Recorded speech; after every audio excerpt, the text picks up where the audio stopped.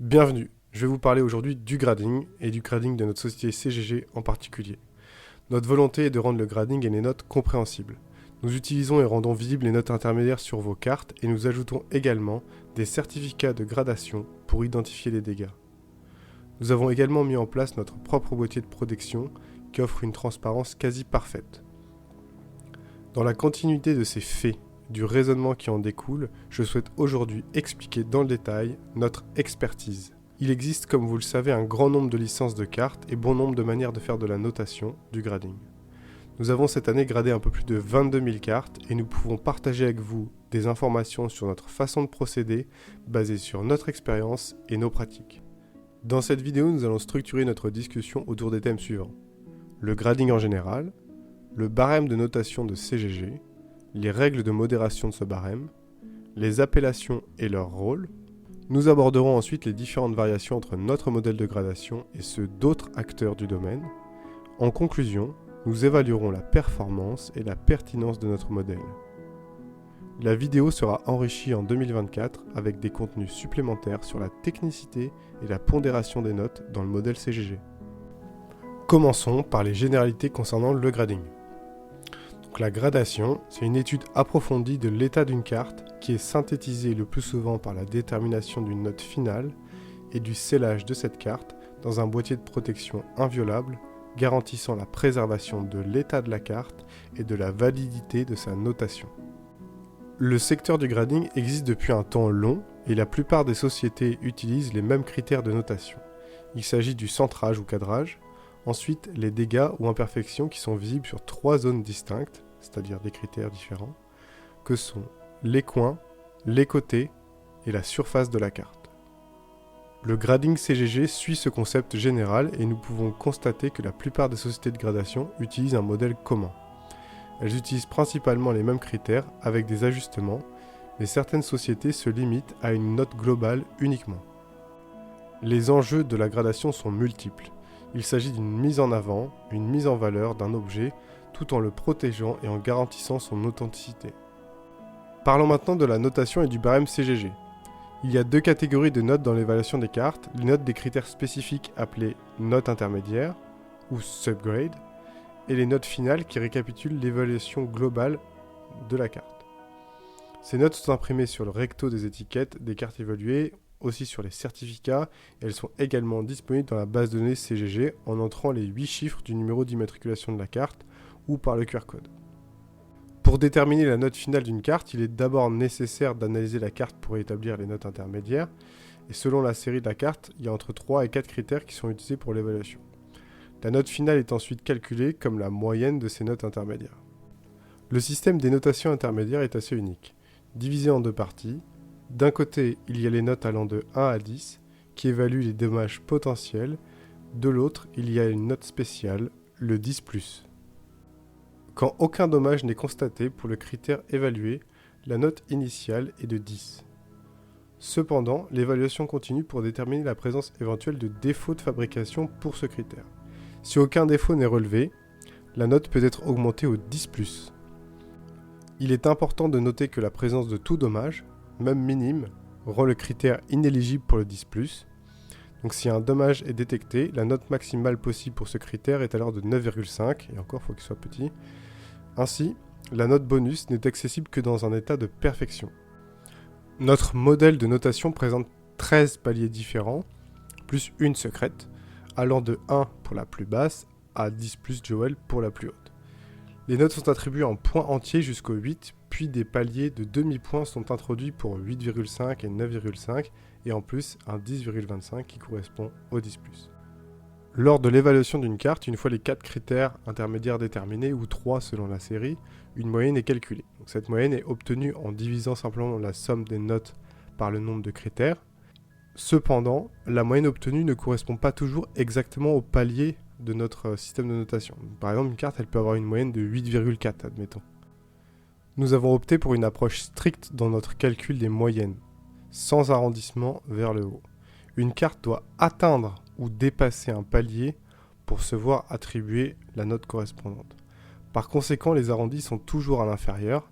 Ainsi, une carte avec 3 notes intermédiaires de 9,5 et un 9 se verra attribuer une note finale de 9.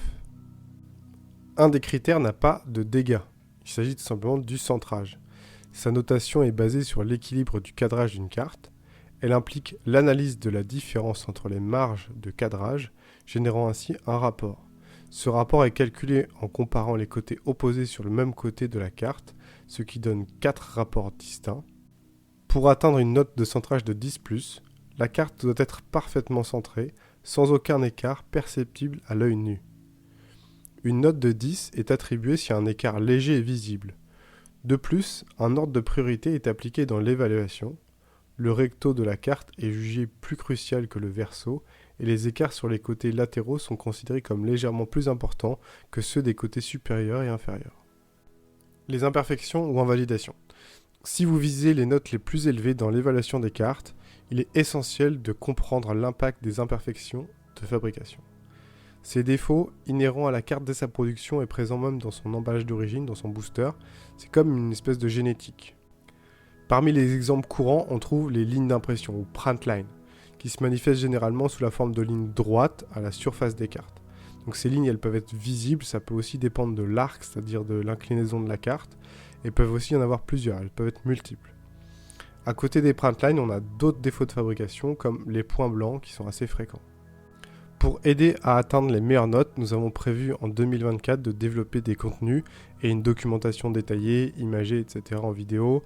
Cela inclura une liste, on va essayer de la faire la plus complète possible, des imperfections de fabrication qui sont susceptibles de prévenir l'attribution du 10+, par rapport à nos critères d'évaluation. Vous êtes désormais au courant du barème de notation, mais il est important de prendre en compte 2 règles supplémentaires qui modulent cette notation. La première s'applique dans les cas critiques de centrage ou de dégâts. Considérons par exemple un problème de centrage tel qu'une partie de la carte n'est plus visible. Dans une telle situation, la carte se voit attribuer l'appellation miscentered ou, dans des cas encore plus extrêmes, il s'agira d'une erreur de découpe, un miscut, ce qui est très rare dans Pokémon. Ces appellations seront indiquées sur l'étiquette de la carte une fois gradée, et la notation du centrage en termes de points sera alors exclue. Par conséquent, la note finale sera basée sur la moyenne des autres critères. Cependant, l'étiquette inclura nécessairement la mention MCut ou MCent dans certains cas pour miscut et miscentered. Le deuxième cas où le barème est modéré concerne les dommages extrêmes sur une carte, comme une pliure importante sur une grande partie de la carte, un trou, une tache, ou alors voire même une morsure. Oui, on a déjà eu des cas de figure. On parle alors de dégâts majeurs ou heavy damage. Dans un tel scénario, toutes les notes intermédiaires normalement attribuées sont divisées par 3, ce qui permet potentiellement d'obtenir des notes finales de 1 ou de 2. Donc attention. La deuxième règle de modération concerne l'obtention de la note finale de 10+ Joel. Pour atteindre cette note, il est nécessaire d'avoir une moyenne finale de 10,25 ou plus. Cependant, pour les notes intermédiaires, un 10+ équivaut mathématiquement à un 10,5. Ainsi, une carte avec 2 10 et 2 10+ atteindra la moyenne de 10,25, lui conférant l'appellation Joel. Bien qu'il existe 4 combinaisons pour atteindre une moyenne de 10,25, la combinaison comprenant 3 10+ et un 9,5 n'est pas suffisante selon nos standards. Dans ce cas, la règle de modération 10+ s'applique. Toute carte avec un 9,5 en note intermédiaire ne peut obtenir qu'une note finale de 10 au maximum. Ainsi, nous réservons le standard de la plus haute qualité pour la notation de 10+ Joel. Pour marquer l'apogée de notre échelle de notation, les cartes exceptionnelles qui reçoivent un 10+ dans tous leurs critères obtiennent l'étiquette 10+ Joel secrète. Le rôle et l'usage des appellations. Alors, une appellation, qu'est-ce que c'est ? C'est un terme spécifique qui est lié aux notes finales dans notre système de notation. Nous avons déjà évoqué le 10+ Joel, où Joel est l'appellation. De même, Perfect est l'appellation pour le 10, Gem Mint pour le 9,5. Dans le cadre de la notation CGG, ces appellations sont à considérer. En effet, certaines caractéristiques uniques d'une carte, comme une signature ou d'autres attributs externes, peuvent entraîner la suppression de l'appellation originale de la carte. Cela signifie qu'il est possible d'avoir des cartes avec une note de 10 qui ne portent pas l'appellation Perfect. Il s'agit donc de combiner deux éléments pour établir la notation finale. Les appellations permettent de distinguer des cartes ayant la même note mais des caractéristiques différentes. La note finale est une synthèse, et une carte peut posséder de nombreux détails qui ne peuvent être réduits à un ou deux chiffres. Cet outil permet de répondre à la situation de grading inédite tout en témoignant de l'état et de l'histoire d'une carte. Notre modèle de notation de carte est unique et nous pouvons passer en revue ce qui nous distingue des autres acteurs. Donc déjà, on a une plage de notation qui est étendue. Nous sommes capables d'attribuer une note de 10,5 à un subgrade alors que d'autres sociétés se limitent à une note maximale de 10. Cette particularité permet une évaluation plus précise et détaillée. Nous ne faisons pas d'arrondi à la hausse. Donc, contrairement à certains modèles, on ne pratique pas d'arrondi comme ça. Les moyennes sont toujours arrondies à l'inférieur, ce qui garantit une évaluation plus rigoureuse. Chaque évaluation est accompagnée d'un certificat qui assure l'authenticité et la fiabilité de la note attribuée. Les notes intermédiaires sont clairement indiquées sur les étiquettes des cartes, offrant ainsi une transparence totale sur la méthode d'évaluation utilisée. Chaque carte évaluée est immatriculée et intégrée dans une base de données de population, permettant un suivi et une traçabilité de celle-ci. Nous utilisons des textes et des appellations spécifiques pour moduler certains cas de notation, par exemple des imperfections de fabrication trop importantes qui peuvent influer sur la note finale. Le centrage est également un critère d'évaluation important pour notre modèle et il est parfois ignoré chez d'autres sociétés. La pertinence du modèle CGG. Notre méthode de gradation se distingue par sa précision exceptionnelle. Nous intégrons le centrage dans notre évaluation, ce qui ajoute un niveau de complexité pour obtenir les notes les plus élevées. L'utilisation systématique des notes intermédiaires permet une évaluation plus nuancée, même pour les cartes ayant des notes finales identiques.